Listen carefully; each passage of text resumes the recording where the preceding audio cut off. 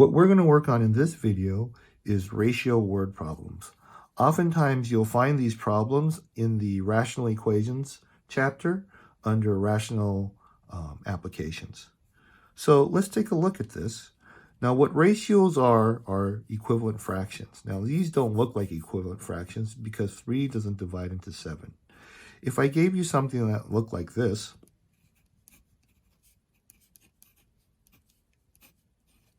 and I asked you what went into that box, most people are comfortable saying 4.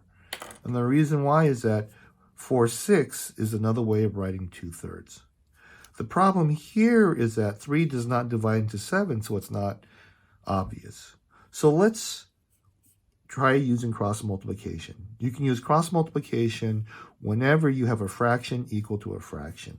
So we can say this times this is equal to this times that, and I get 3x is equal to 7 times 5, or 3x is equal to 35. X is equal to 35 divided by 3. If I put this value in here, this left side would be equal to that right side. A new energy drink advertises that it has 300 calories in a 24-ounce bottle. How many calories are in 16 ounces of the drink? So let's look at these ratios.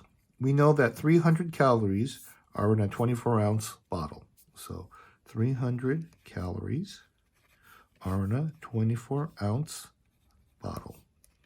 Now, usually at this point, a student will ask me, how'd you know 300 goes on top and 24 goes on the bottom?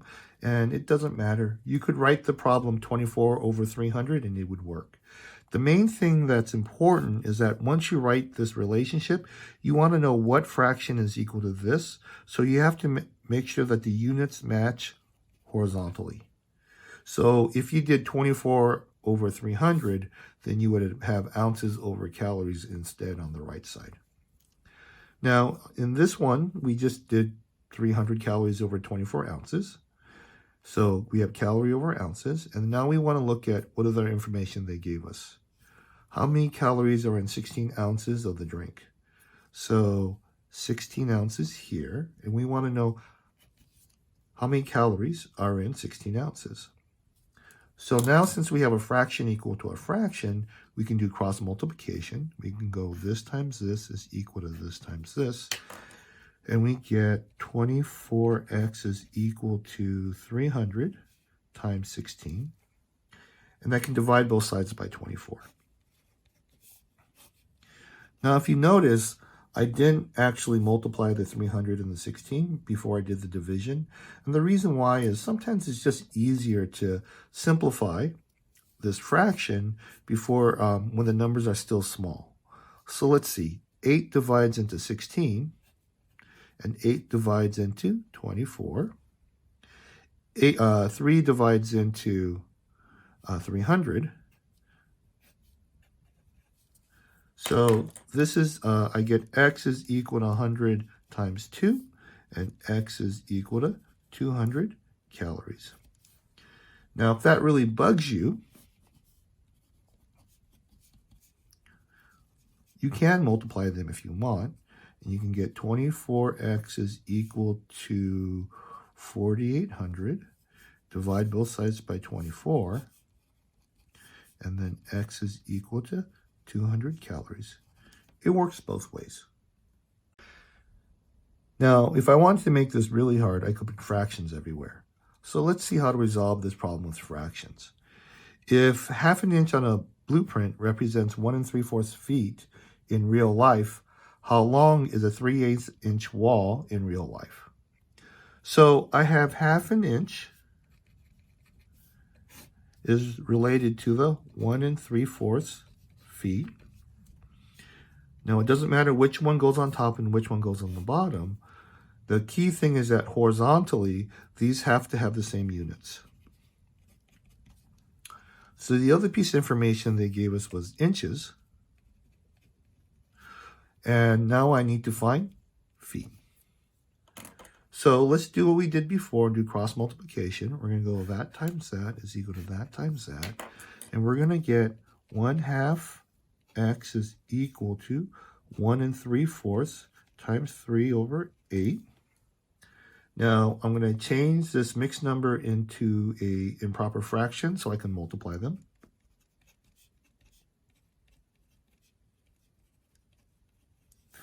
So now I get half x is equal to 21 over 32. And then to get rid of this 1/2, what I can do is multiply by the reciprocal of this fraction on both sides. So that crosses out. I get x is equal to, let's see, this 2 will cross out with that 32.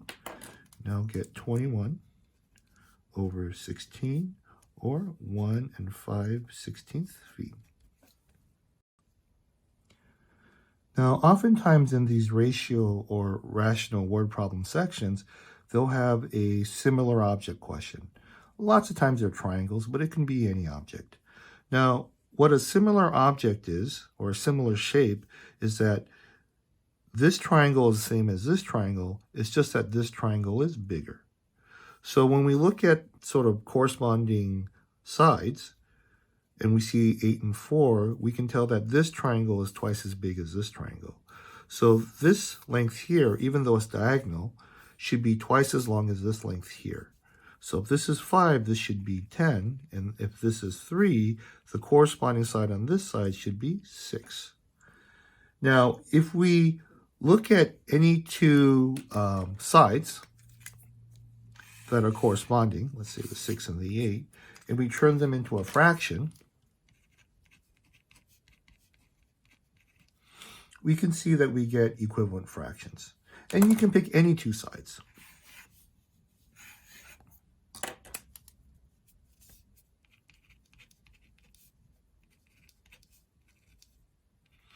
You can see that when we have similar objects, when we put two different sides, corresponding sides on top of each other, we'll get equivalent fractions.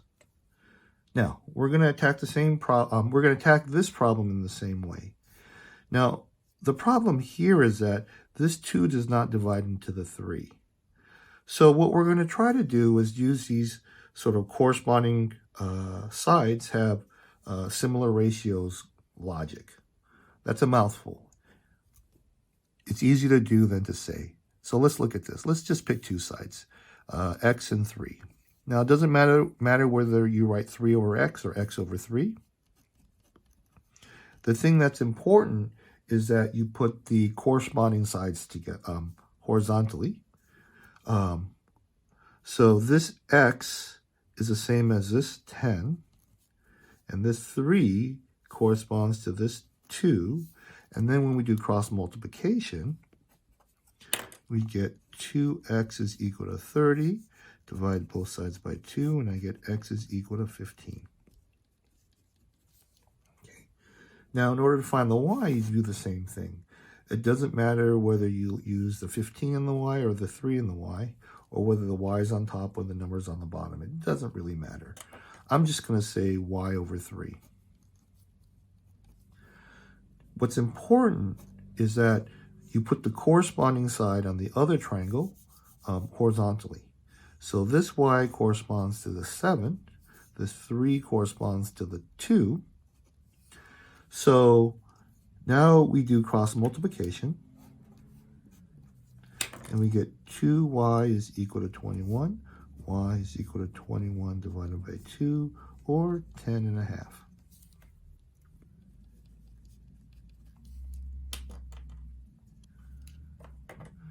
Now, sometimes in these problems, they will do a similar object problem, but they'll use words to describe the objects, not pictures. So in this question, it states, a 3-foot-tall dog casts a 5-foot shadow. At the same time, a cat casts a 2-foot shadow. How tall is the cat? Answer as a fraction of a foot. All right. So I've got a 3-foot-tall dog there, and it casts a shadow here. So the dog is looking up towards you. And since the sun is over here, you'll get a nice little triangle. So you'll get the 3-foot dog with a 5-foot shadow. Okay. Now, the second question is about A cat, we don't know how tall the cat is. We just know that he's shorter, so then the shadow is 2 feet tall. Okay, now, we want to know how tall the cat is, so that's what x is here. So we get 3 over 5, and then we got to make sure that the sides match, right? So x corresponds to 3, so you should line them up horizontally. The 5 corresponds to 2, so you should line them up horizontally. Now, let's do cross multiplication. This times this is equal to that times that. And I get 5x is equal to 6. X is equal to 6 divided by 5, or 1 1/5. Now, if you found this video helpful, please like and subscribe so other people can find it. Thank you.